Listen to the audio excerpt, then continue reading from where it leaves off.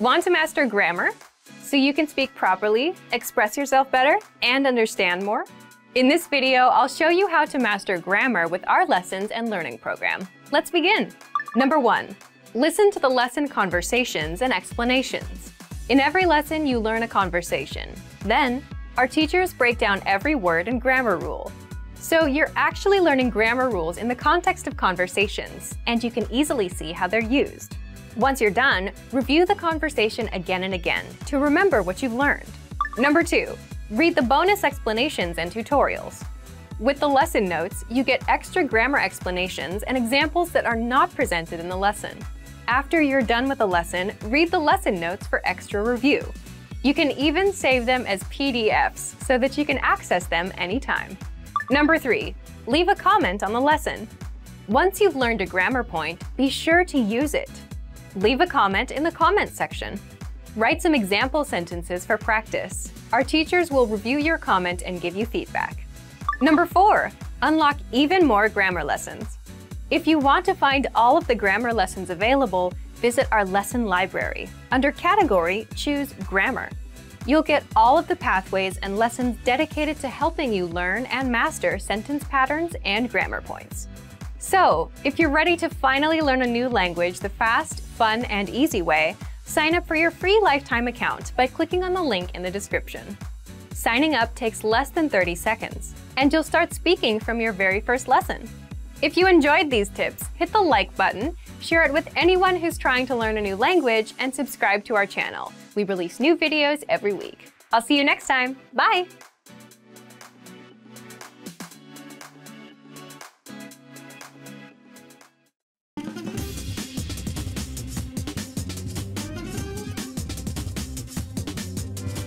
Hi, welcome to Introduction to French. My name is Alicia, and I'm joined by... Hi everyone, I'm Candice. In this lesson, you'll learn the basics of French grammar. In some languages, like French, nouns are divided into different classes.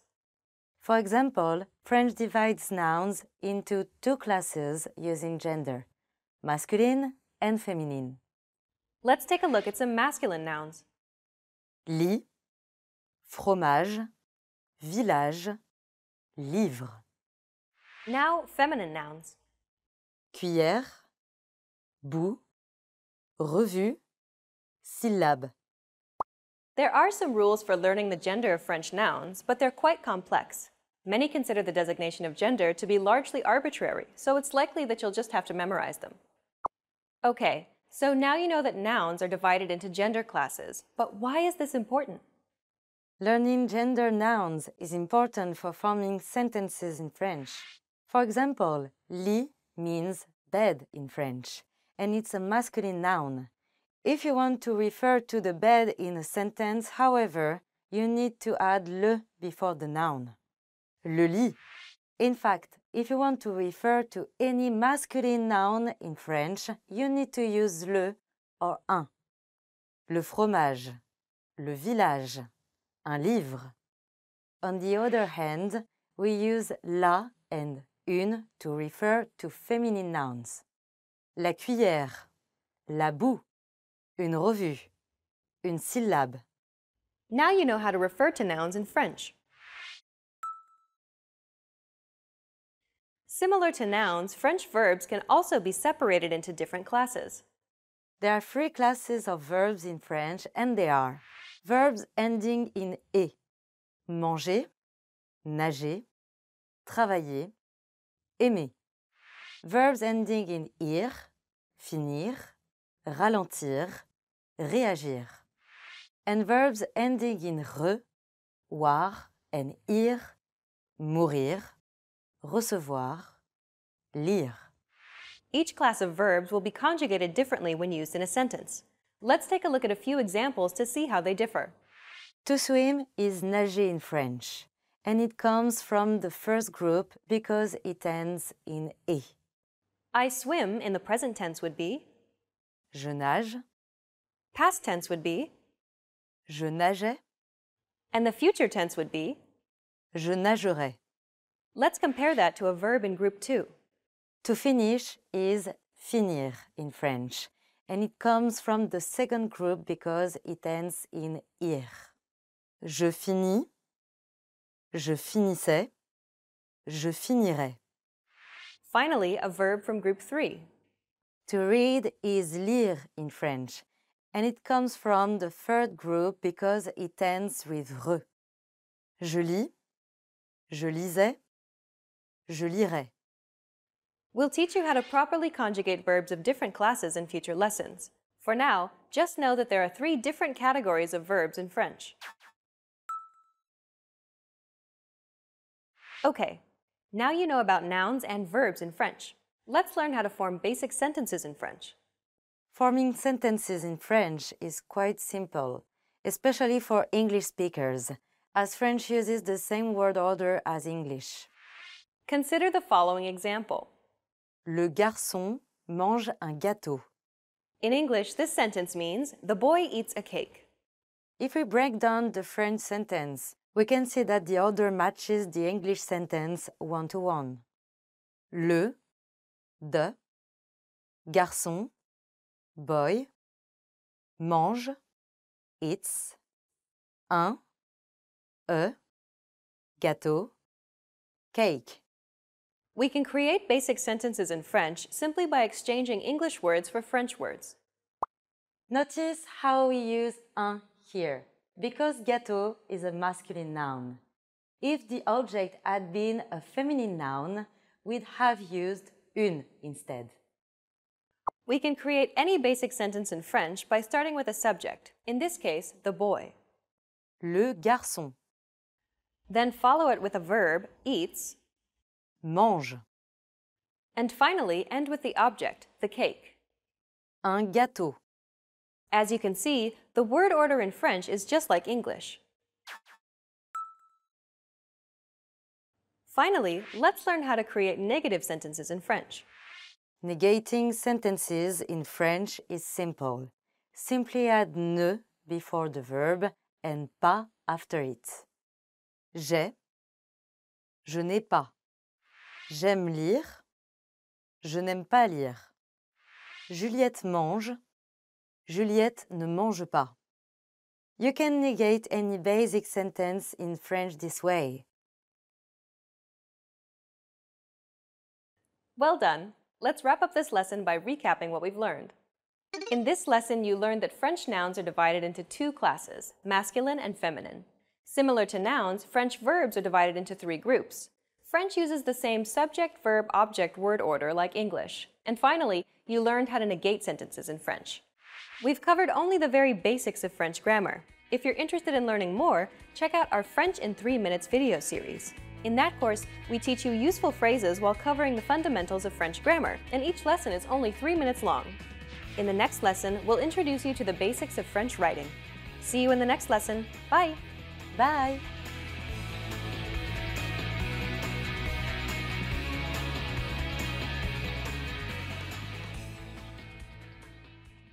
Want to speak real French from your first lesson? Sign up for your free lifetime account at FrenchPod101.com.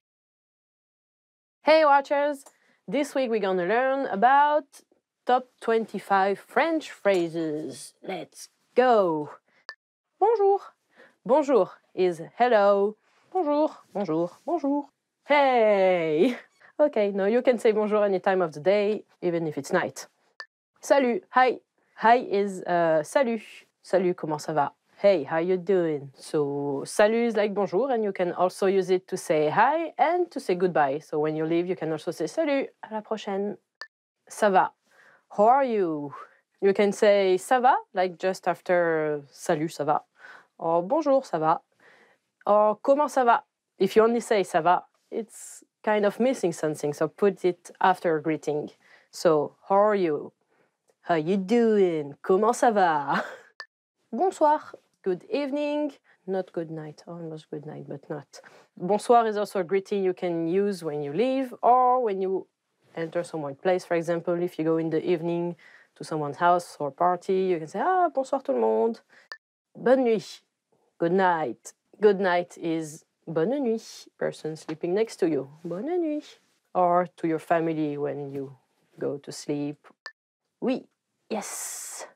yeah, oui. You also say yeah. Maybe you've heard oui, oui. Like French people often do this, oui, oui. It's also a cartoon for children, Oui, oui and his little car. You should try and watch it in French. It's very educative. Non. Non, non. You have oui, oui and non, non.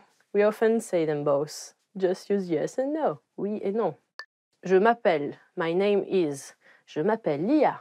You knew that already, huh? What's your name? Leave it in the comment in French. S'il vous plaît. Please. Please. S'il vous plaît. This is a polite version, and if you want the more friendly version, is s'il te plaît, if you're asking a friend. S'il te plaît, give me your candy, I'm starving. S'il te plaît, donne-moi des bonbons. L'addition s'il vous plaît. D'accord, okay. So we also use okay, but with a French accent. Okay. Hi, how you doing? Wanna come to the cinema with me? D'accord. Excusez-moi. Excuse me. If someone is blocking the way, you just say, excusez-moi. Merci. Thank you. Please learn this one and be polite. In French, we just have merci. There is no short version of it, and you can use it for anyone. So when you receive something at the grocery store, ah, merci. Or when someone does you a favor, ah, merci. If you want to be really polite or really thankful, you can say merci beaucoup. Thanks a lot. De rien. So you are welcome. If someone says merci to you, you can just say, ah, de rien.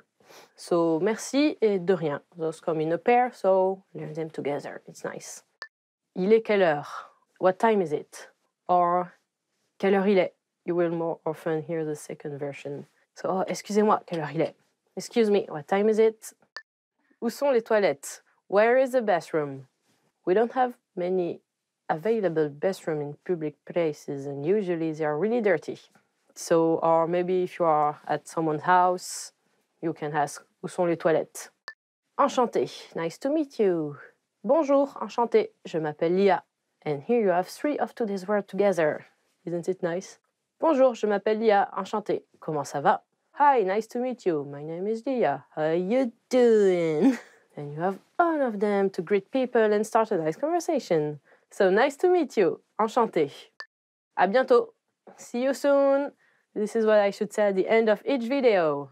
See you soon or à bientôt. Use it when you leave. That's about it. À demain. See you tomorrow. See you tomorrow. À demain. Yeah. Au revoir. Bye bye or goodbye. Au revoir is kind of polite. You can use it with everyone as well. So if you want to be more friendly, we use like ciao. Au revoir is only for leaving. So yeah. Goodbye. Goodbye, watchers. See you next time. À bientôt. No, not yet, because I'm gonna see you guys a lot. Bien sûr. Of course. Bien sûr que c'est le cas. If you want to be sarcastic, you can say oui, bien sûr. We mostly use it this way because we like being sarcastic. So yeah, of course. Yes, yes, you are. Yes. Je peux utiliser. May I use something, something? So fill the blank with whatever you want. Can I use your pencil? Je peux utiliser ce stylo. Oui, oui. Je suis désolé. I'm sorry. Ah, yeah, if you bump into someone, you can also use this one. Like, oh, je suis désolé. If I bump into somebody, they won't wake up, duh. Mundo, go where it pleases. Yeah. Terminator smell like this. I'm sorry. Je suis désolé. Pourquoi? Why? Why? Pourquoi? C'est vrai? Really? C'est vrai? C'est vrai? Oh, fine. So, if you're hearing gossip and stuff, you're gonna be like, oh, c'est vrai? No, no, c'est vrai? Oh, c'est vrai? Really? Yeah. And you can use it with all the intonations. C'est vrai? C'est vrai. So the opposite of c'est vrai is c'est pas vrai. No, it's not. Or not really. Je ne comprends pas. I don't understand. Lia never understand. Lia says her name a lot, or else she forgets. Happened before. When someone is speaking too fast, like I do, I'm sorry, je suis désolé. You can tell them je ne comprends pas. Or, yeah, because they have all those fancy French words and vocabulary, you can be like, non, je ne comprends pas. At the end. So remember those main sentences and don't forget to subscribe and leave me a comment if you ne comprends pas. Bye bye. Au revoir et à bientôt. Please stop it, I'm waving. Hi everybody, Candice here. Welcome to Ask a Teacher, where I answer your most common French questions. The question for this lesson is, what are the different uses of she?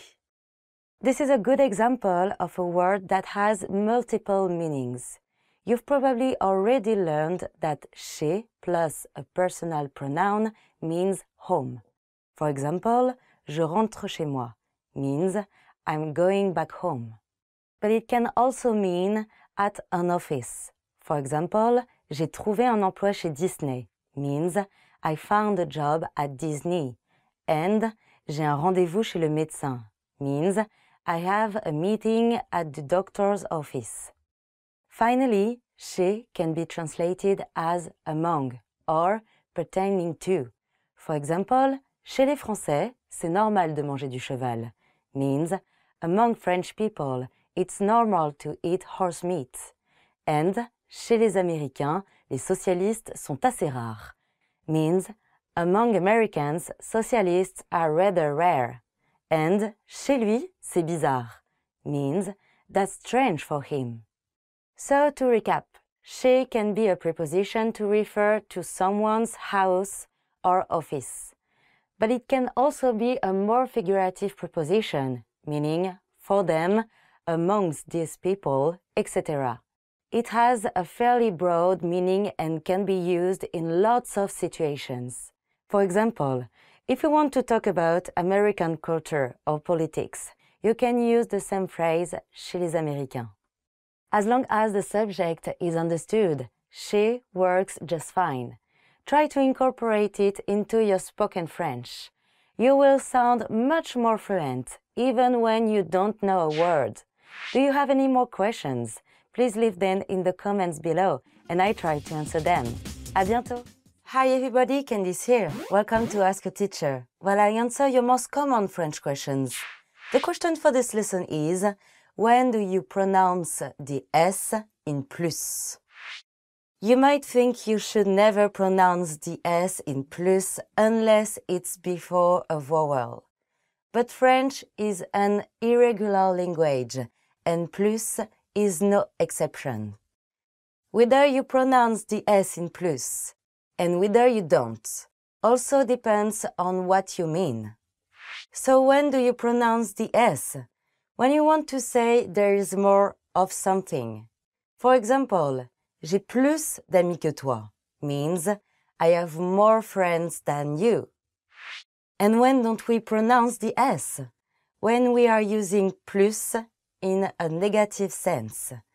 So if you want to say no longer, we say ne plus. For example, nous ne sommes plus amis, meaning we are no longer friends. So when you have more of something, add an S. When you are missing something, lose the S. This is helpful because French speakers often drop ne in negative constructions. So if someone says j'ai plus d'animaux, you will know they mean they have more animals. If they say j'ai plus d'animaux, you know that they no longer have any animals. That's it. Easy, right? Do you have any more questions? Please leave them in the comments below and I try to answer them. À bientôt! Hi everybody, Candice here. Welcome to Ask a Teacher, where I answer your most common French questions. The question for this lesson is, how do I form the future tenses and when should I use them? There are two future tenses in French, the futur proche and futur simple. Proche means near. When we use futur proche, we're talking about the near future, things that will happen soon. Conjugation is easy. We use the present tense of aller, to go, and then add the infinitive. So the verb nager, to swim, becomes je vais nager, meaning I'm going to swim. Tu vas nager, meaning you're going to swim. Il va nager, meaning he's going to swim. And so on. To make the future simple, we add the stem plus the ending. The verb stem for et and ir verbs is just the infinitive. So the verb stem for nager is nager. The verb stem for finir, to finish, is finir. For re verbs, we drop the i. So vendre becomes vendre. The endings are very similar to the present conjugation of avoir. They're always the same est, a, on, et, on. However, there are irregular stems which you will have to memorize. We go through the most important ones now, saying the verb, its stem, a sample conjugation, and its translation. Aller, ir, j'irai, I will go. Être, ser, tu seras, you will be. Avoir, aur, il aura, we will have. Pouvoir, pour, nous pourrons, we will be able to. Vouloir, voudre, vous voudrez, you will want to. Venir, viendre, elles viendront, they will come. Savoir, saur, je saurai, I will know. Faire, faire, tu feras, you will do or make. Envoyer, envers, elle enverra, she will send. Okay, so which one should you use? You'll use the futur proche for the near future and futur simple for things that are further in the future. If you are going to go swimming right after this lesson, use futur proche. Je vais nager. If you will swim in the ocean on your vacation in Barcelona, use futur simple. Je nagerai dans la mer. Futur simple is also used in some forms, like if statements. But we will cover those in later lessons, so don't worry about it now. If you use mostly futur proche when speaking, you'll be just fine. Do you have any more questions? Please leave them in the comments below, and I try to answer them. À bientôt! Hi everybody, Candice here. Welcome to Ask a Teacher, where I answer your most common French questions. The question for this lesson is, what is l'Académie Française? L'Académie Française, or the French Academy, is the foremost authority on the French language. They are the ones that decide the standards and rules or norms of the French language.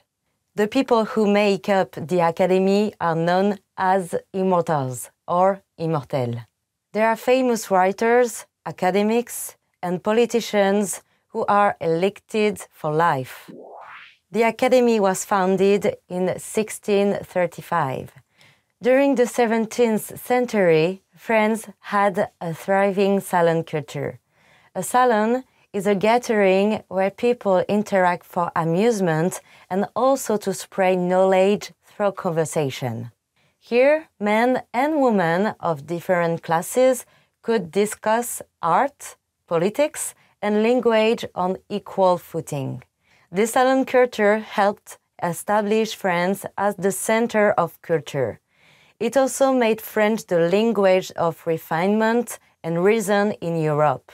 The Academy began as a salon, but Cardinal de Richelieu, chief minister of Louis XIII, took it under his wing. He was determined to create a powerful French state centered around the king.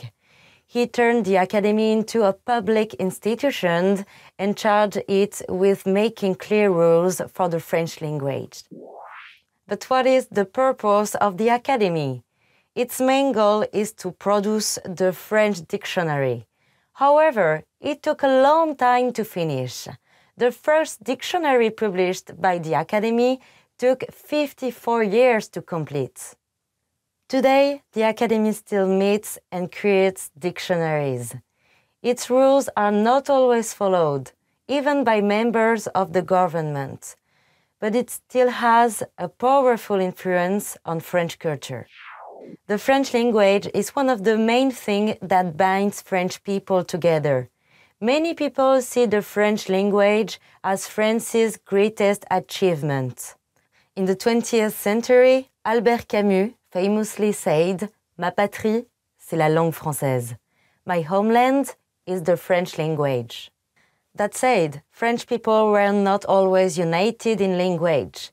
Instead of one language, there were many regional languages.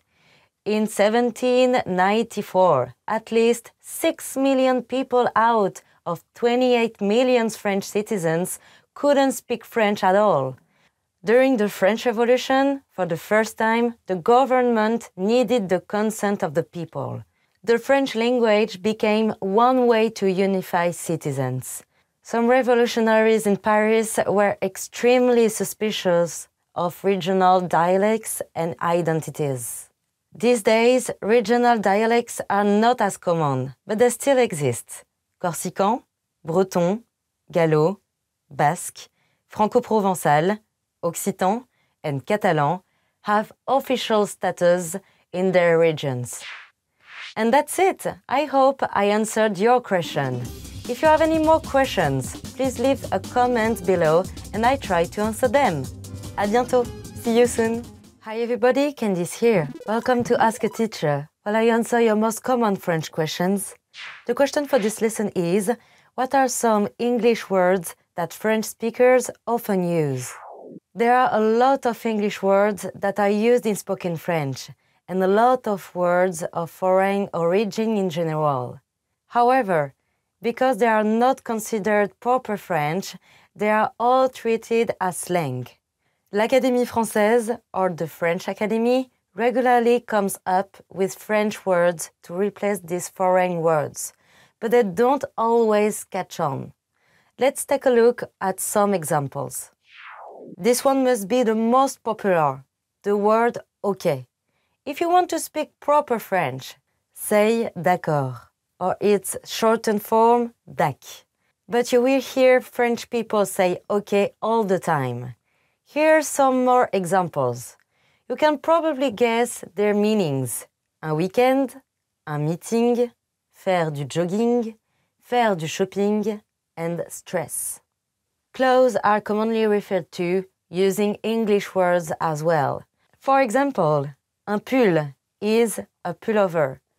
Un sweat, un t-shirt, les jeans. Here's a fun fact. The English word denim actually comes from French, since denim originally came from the French city Nîmes. They were de Nîmes or from Nîmes. Technology-related words are often from English as well. For example, le Wi-Fi or Wi-Fi, cliquer or to click, blog, podcasting, the list goes on. Not that foreign words are always masculine. So a lot of times you can use an English word with a French accent and it will mean the same thing. But there are other times that they can mean a bit different. Let's go through some examples. Un mail is an email, not a letter or postmail. Top actually means best. Here's one that's a bit tricky. An interview.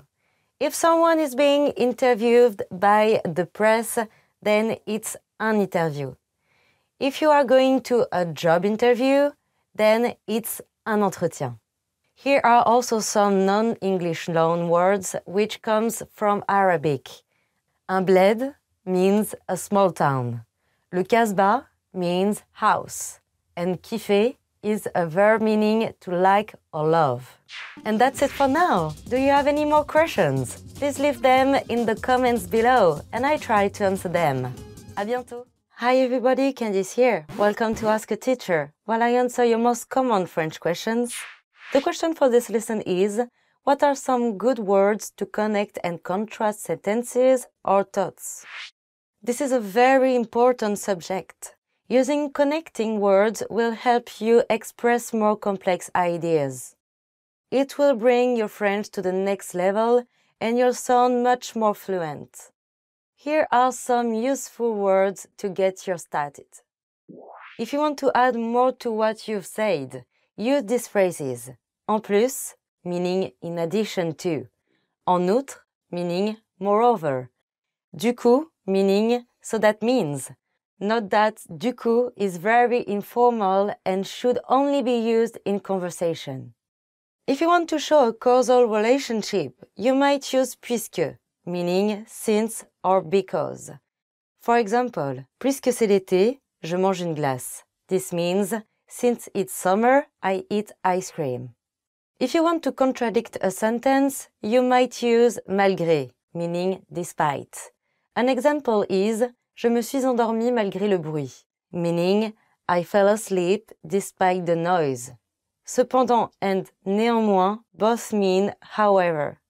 Quant à means as for example, quant à lui, il n'a pas pu dormir. This means, as for him, he couldn't sleep. Sinon means otherwise. An example is, faites la vaisselle, sinon les abeilles vont revenir. Meaning, wash the dishes, otherwise the bees will come back. Alors que and tandis que both mean whereas or while. And bien que means even though. This needs to be followed by the subjunctive. Okay, that's it. Try using these words in your conversations. They will really help take your French to the next level. Do you have any more questions? Please leave them in the comments below and I try to answer them. À bientôt. See you soon. Hi everybody, Candice here. Welcome to Ask a Teacher, where I answer your most common French questions. The question for this lesson is, when should I use the subjunctive? Le subjunctive can be difficult for English speakers, since English doesn't really have a subjunctive mood. Luckily, conjugating the subjunctive is pretty easy. The endings are always the same, but there are some irregular stems. We'll go over some of the irregular stems in this lesson, so you can get used to them. So when do we use the subjunctive? We use the subjunctive after expressions like craindre de, to fear, aimer que, to like, détester que, to hate, souhaiter que, to wish, douter que, to doubt, sembler que, to seem, and falloir que, to have to or must. What do these expressions have in common? They express fear, a wish, command, and uncertainty. Things like this are what we have subjective feelings about. Okay, let's look at some examples. Je suis content que tu sois content, meaning I'm happy that you're happy, is a feeling, and je veux qu'il le fasse, meaning I want him to do it, expresses a will or desire. There are a few things to note here. One, we need two subjects for the subjunctive. One person wanting, wishing, fearing, or demanding another person to do something. Second, take a look at this sentence. Elle ne pense pas que je parle français. This is where subjunctive can get tricky. She doesn't think that I can speak French, meaning she doubts that I can. If she thinks I can, then there is no attitude of doubt. In this case, we don't use the subjunctive. So, ne pas penser que, to not think, uses the subjunctive, whereas penser que, to think, doesn't. Do people use the subjunctive in spoken French? This is a tough question. In written French, you must use the subjunctive when necessary, but in spoken French, it's not so common. However, if you want to speak proper, elegant French, then definitely use the subjunctive. Do you have any more questions? Please leave them in the comments below and I try to answer them. À bientôt. See you soon. Hi everybody, Candice here. Welcome to Ask a Teacher, where I answer your most common French questions. The question for this lesson is, how do I make if statements in French? If statements are a great example of conditional sentences. This means that one part of the sentence is conditional to the other part. It can only happen if the other one does. There are three ways of making an if statement, and they vary in how likely or unlikely something is to happen. First, let's talk about the most likely. To make this statement, we use the present tense or the present perfect with the future tense. If I see him, I will say hello. Si je le vois, je lui dirai bonjour.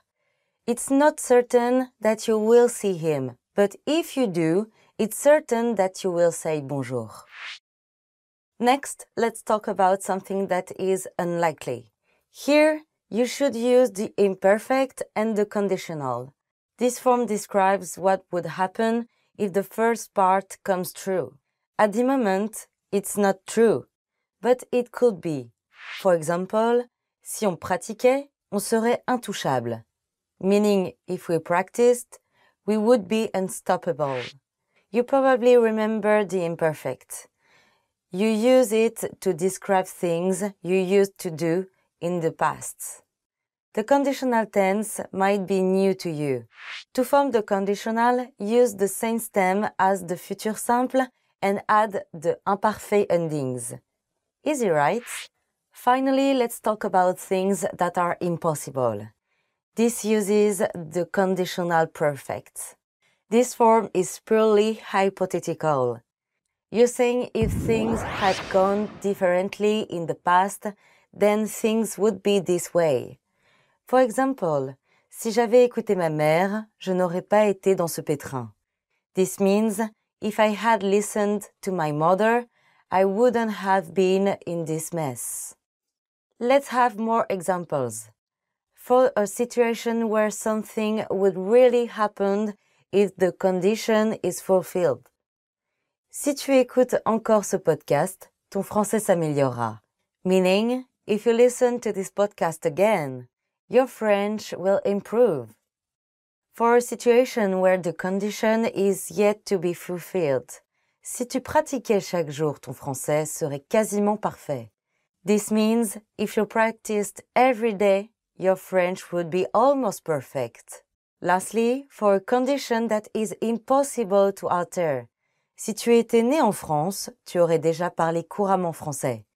This means if you were born in France, you would already speak French fluently. Okay, well, that's all for this lesson. If you have any more questions, please leave them in the comments below and I'll try to answer them. À bientôt, see you soon. Hi everybody, Candice here. Welcome to Ask a Teacher, where I answer your most common French questions. The question for this lesson is, why are French words spelled so differently from how they are pronounced? French spelling and pronunciation may be one of the biggest stumbling blocks for French learners.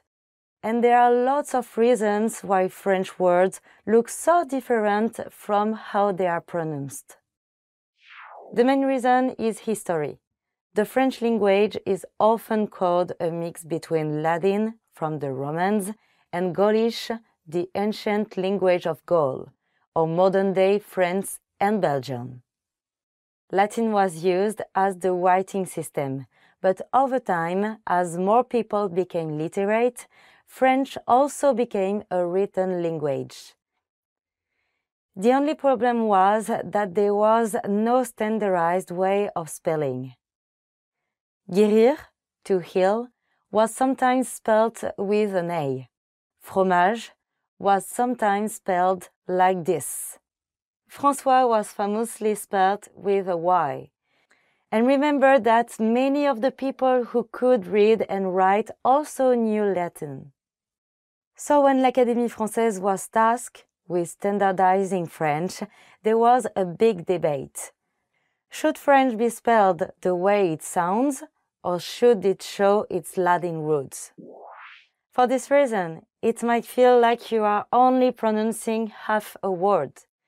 This is to show its Latin origins, which were once pronounced. Or just as important, the pronunciation might have changed while the spelling stayed the same. For example, the en ending of third-person plural verbs used to be pronounced. Now it's silent and just sounds like the third-person singular. It also led to some interesting spelling innovations. For example, the circumflex. This accent means that an S used to follow the letter. Fête used to be fest or feast. Bête used to be best or beast. So the short answer is that oral language changes while spelling often stays the same. However, in 2016, the Academy made spelling reforms. If you pay attention, you can see language changing all the time. Do you have any more questions? Please leave them in the comments below and I try to answer them. À bientôt! See you soon! Hi everybody, Candice here. Welcome to Ask a Teacher, where I answer your most common French questions. The question for this lesson is, why do some verbs sometimes use être and sometimes use avoir to make passé composé?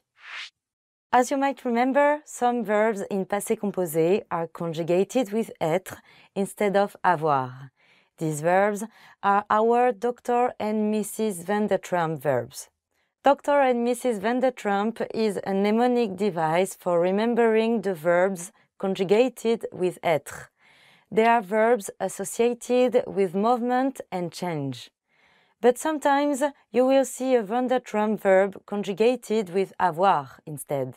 Why? It all has to do with meaning. If you are talking about the subject moving or changing, use être. You use avoir as your auxiliary verb when there is an object involved. Let's take a look and see how the meaning changes with some examples. Je suis sortie le soir means I went out for the night. J'ai sorti les valises means I took out the suitcases. Because the action is happening to the suitcases, you use avoir. Je suis montée means I went up, while j'ai monté les valises means I brought up the suitcases. And je suis descendue du train means I got off the train. J'ai descendu les valises means I brought down the suitcases. Je suis rentrée means I came back home, while j'ai rentré les chiens means I brought in the dogs. Je suis retournée à la ville means I came back to the city, while j'ai retourné la table means I turned the table over. Here's a tricky one. Je suis montée dans l'ascenseur. J'ai monté l'escalier. The first means I went upstairs in the elevator, and the second means I took the stairs up. So be careful. Passer is a special verb because the meanings are very different. Je suis passée par la librairie means I passed by the bookstore, or I went by the bookstore. J'ai passé l'été à Dakar means I spent the summer in Dakar. If you want to describe movement, use être to conjugate passé. If you want to talk about figurative passing, like passing time, use avoir. For example, elle est passée par la porte means she went out through the door. And elle a passé le week-end avec son copain means she spent the weekend with her boyfriend. Finally, il m'a passé le sel means he passed me the salt. So remember that if you conjugate with avoir, the action is happening to a direct object. If you use être, the action is happening to you. That's it. I hope that answered your question. If you have any more questions, please leave them in the comments below, and I try to answer them. À bientôt. See you soon. Hi everybody, Candice here. Welcome to Ask a Teacher, where I answer your most common French questions. The question for this lesson is, what are some good recommendations for studying French through movies and music? You could write a book to answer this question, but we'll try to be short. France has been at the heart of movie culture since the beginning of cinema. Nouvelle Vague, or New Wave, was an art movement in the 50s and 60s. François Truffaut was one of its most important metteurs en scène, or directors. The 400 Blows, or Les 400 Coups, and Stolen Kisses, or Baiser volé, are some of the films he made about one character, Antoine Doinel, from childhood to adulthood. And they used the same actor from when he was a boy until he was an adult. The Battle of Algiers, or La Bataille d'Alger, is actually an Italian film, but it's about France's loss of their colony Algeria. It's a very intense film and stars some people who were actually involved in the Algerian War. If you want to learn more about the north of France, check out Welcome to the Sticks or Bienvenue chez les Ch'tis. This is a more recent comedy and plays heavily on northern stereotypes, so take it with a grain of salt. Hate or La Haine is another very intense film. It takes place in the suburbs or banlieue of Paris. Another good film that takes place in Les Banlieues is Girlhood or Bande de Filles. It follows a teenage girl growing up in the suburbs. You might want to relax a bit after watching these intense films. For that, I would recommend Le Fabuleux Destin d'Amélie Poulain, which is also known as Amélie. This is a very popular movie from France and is known for its romantic portrayal of Paris. Another fun film is Children of Paradise, or Les Enfants du Paradis, an old movie about a very talented mime. For music, we'll go over some of the major French stars. Serge Gainsbourg is like the Bob Dylan of France, but with a greater love for controversy. In his songs, he covers everything: the 60s, his love affairs with the most beautiful woman in France, reggae, his daughter. He also sings about World War II, which, as a young Jewish boy, he spent hiding in an orphanage. You might already know Edith Piaf's music from the film Inception. A film was also made about her life called La Môme, better known as La Vie en Rose. If you like more modern music, I recommend NTM, a famous rap group. Java is another rap group, though it is not as hardcore as NTM. Dionysos is an indie band that often collaborates with the French singer Olivia Ruiz. And Noir Désir is a good start if you're interested in French rock. But whatever you like, music is a great way to connect with other people. So look around and listen to lots of music. You'll be studying French without even realizing it. If you have any more questions, please leave them in the comments below, and I try to answer them. À bientôt! See you soon! Hi everybody, Candice here. Welcome to Ask a Teacher, where I answer your most common French questions. The question for this lesson is: how does the French school system work, and what is the baccalauréat?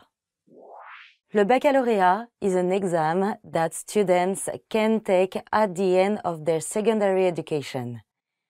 Taking the exam will give you a diploma that shows your skill level of certain subjects.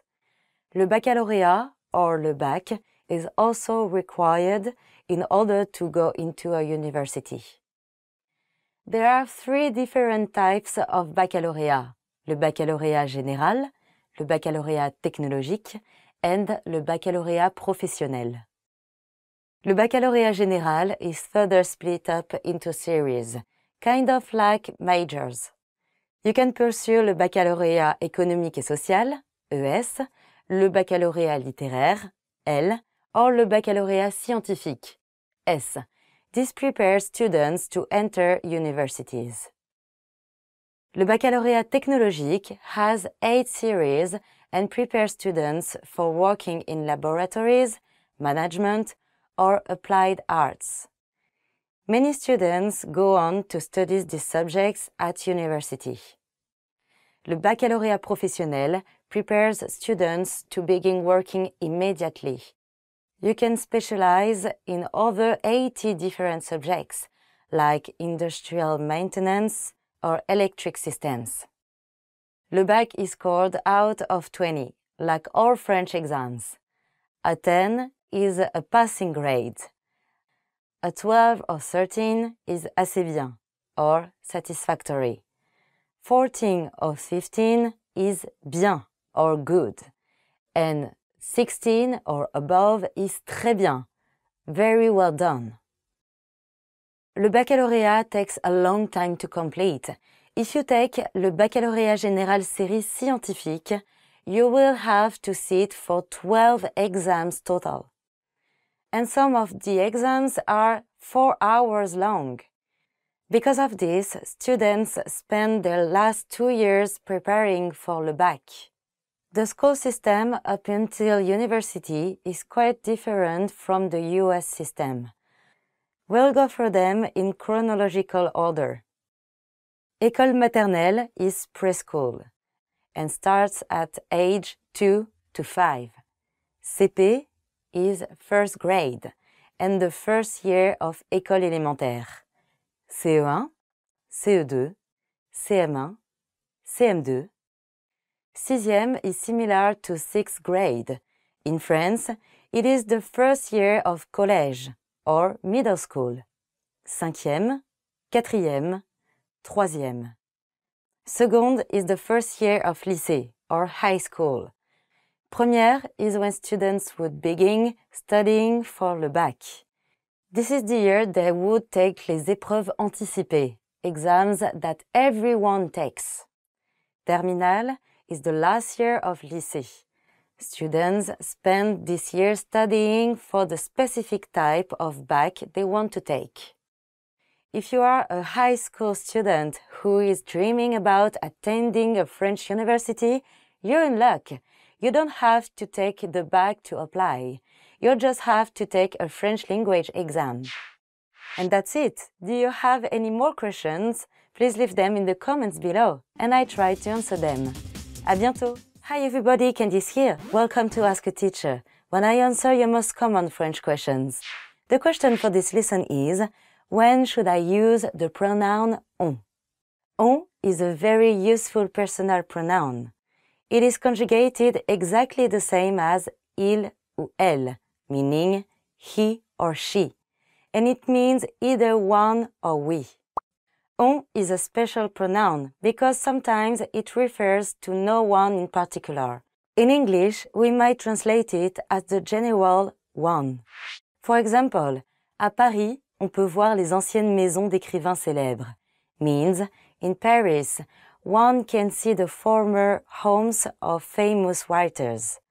Because on is used in an indeterminate way, it's very important in making the passive voice. For example, on m'a dit de partir, meaning I was told to leave. Or, on a trouvé un portefeuille, meaning a wallet was found. But more commonly, on is used to mean we. It's actually less formal than using nous. And it connotes that on is a group or une bande in French, so it's more friendly and familiar. Because it's conjugated like il ou elle, it's also easier to conjugate than nous. For example, on est allé au cinéma et on a vu la nouvelle comédie. Means, we went to the movies and saw the new comedy. On is used all the time by native speakers and it's easier to conjugate. So, if you use on, you'll sound more fluent and have less to conjugate. And that's it! If you have any more questions, please leave them in the comments below and I try to answer them. À bientôt! See you soon! Hi everybody, Candice here. Welcome to Ask a Teacher, when I answer your most common French questions. The question for this lesson is, how do you say something looks like, resemble, smells like, or tastes like? First, let's go through the useful verbs. Ressembler means to resemble.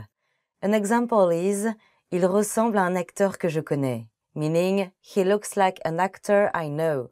Another verb is se ressembler, meaning to look alike. Elles viennent d'autres coins du monde, mais elles se ressemblent quand même. Means they come from different sides of the earth, but they resemble each other anyway. Avoir l'air de means to seem like or to look like. An example is ce repas a l'air bon, meaning this meal looks good. Another example is cette fille a l'air un peu nerveuse, meaning this girl looks a little nervous. The verb sentir means to smell like, to taste like, or to feel like. Sentir has a lot of definitions. So let's go over this in more detail. Overall, You can think of sentir as meaning to have the feeling of. Sentir, se sentir et ressentir can be used to talk about emotional feelings and thoughts. But with sentir, the feeling can also be taste, smell, or touch. You can tell what it means by context, but it's usually used to mean to smell like. If someone walks into the room, covers their nose, and says, "Ça sent les chaussettes," you know that they mean, "It smells like socks." If someone is eating a soup and says, "Ça sent les champignons," this means it has the taste of mushrooms. If someone says this, they probably mean there is just the hint of mushrooms in the soup. The last verb is avoir le goût de, to taste like. An example with this is, "Ça a le goût de quoi exactement?" This means, what does it taste like exactly? Be careful not to mix up avoir le goût de and goûter, because goûter means to literally taste something and you can't use it to say something tastes like. The subject has to be a person. So, un potage ne peut pas goûter d'ail means a soup cannot taste the garlic. And it doesn't make any sense. The correct sentence would look like this. Je voudrais goûter le vin d'Alsace. I would like to try Alsatian wine. Goûter is a great verb for sharing and for trying new food, which you definitely want to do in France. Here are more examples. Tu veux le goûter? Meaning, do you want to try it? Or, goûter le pain, il est frais. Meaning, try the bread, it's fresh. And that's it for this lesson. If you have any more questions, please leave them in the comments below and I try to answer them. À bientôt. See you soon. Hi everybody, Candice here. Welcome to Ask a Teacher, where I answer your most common French questions. The question for this lesson is, how do I express doubt or uncertainty? In English, we usually use modal verbs to express doubt or uncertainty, like might or would. French, however, doesn't have modal verbs. You have to use completely different constructions. Let's start with might, as in I might go to the party. The easiest way to do this is to simply add the adverb peut-être, meaning maybe. So you would get je vais peut-être à la fête. Another way to say might or may is to use il se peut que plus the subjunctive. For example, il se peut que la voiture soit en panne, meaning it is possible that the car is broken down, or the car might be broken down. But be careful, if you want to say something might have happened in the past, you have to use past subjunctive. So, for example, il se peut que je l'ai lu. This means I might have read it, or it's possible that I've read it. Let's move on to could and take the sentence I could eat a whale. In this case, you're speaking about something you could do in the future. So you use the conditional of the verb can, which is pouvoir, and you get je pourrais manger une baleine. But let's say you want to talk about something you could have done in the past. In this case, you would use pouvoir in the past perfect. For example, j'aurais pu manger une baleine, meaning I could have eaten a whale. Now, let's look at would. You probably already know this form in the present tense. For example, je voudrais le croque-monsieur. I would like the croque-monsieur. This is the conditional present. You may also remember it from a previous lesson about if statements. For example, on partirait si vous étiez prêt, meaning we would leave if you were ready. This is case 2, an unlikely situation that could come true if something else happened first. If you want to say that you would have in the past, then just conjugate the verb in the conditional perfect. For example, j'aurais voulu un croque-monsieur, meaning I would have liked a croque-monsieur. Finally, let's talk about should. Should is conjugated as the conditional of the verb devoir, meaning to have to or must. Then you add the infinitive of the verb that you should have done. For example, je devrais manger, meaning I should eat, or on devrait partir, meaning we should leave. This is a very helpful construction. So make sure to memorize the conditional present tense of devoir. If you want to talk about something you should have done, conjugate devoir in the conditional perfect. I should have eaten would be j'aurais dû manger. We should have left would be on aurait dû partir. You should have memorized it would be vous auriez dû le mémoriser. And that's it.